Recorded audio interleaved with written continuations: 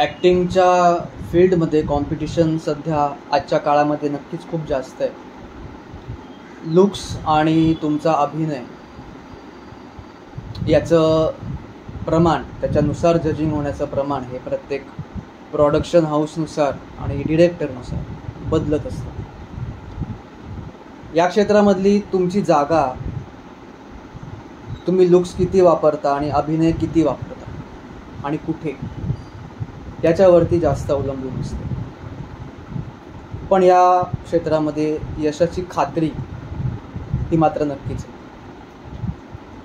माझ्या स्टुडंट्सना मी माझ्या ॲक्टिंग अकॅडमीमध्ये हे सगळं शिकवत असतो. ॲक्टर हा तयार होणाऱ्या प्रॉडक्टमधला रॉ मटेरियल आहे. त्याने किती ग्राम, किती किलो त्यात पडावं हे डिरेक्टर ठरवतो. ॲक्टरने त्याचं काम करावं. That's it. बालगंधर्व म्हणायचे की प्रेक्षक हा आपला मायबाप आहे. आपल्यालाही तेच करायचं.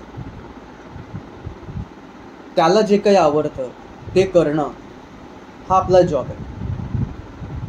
तोच प्रोफेशनलिझम आहे. ॲक्टिंग अकॅडमीचे ज्या फीज आहेत त्या चांगल्याच असल्या पाहिजेत. त्याच्यामुळे काय होतं, पहिली गोष्ट म्हणजे जे मुलं आणि मुली तितके सिरियस नसतात ॲक्टिंग शिकण्याच्या बाबतीत, अशी बॅच आपसुकच वगळली जाते. आणि दुसरं म्हणजे जे बाकीचे जे मुलं मुली शिकणार आहेत, जे शिकत आहेत, त्यांना त्याची जाण राहते. सो ओव्हरऑल ॲक्टिंग हे बाकीच्या प्रोफेशनसारखंच एक प्रोफेशनल फील्ड आहे.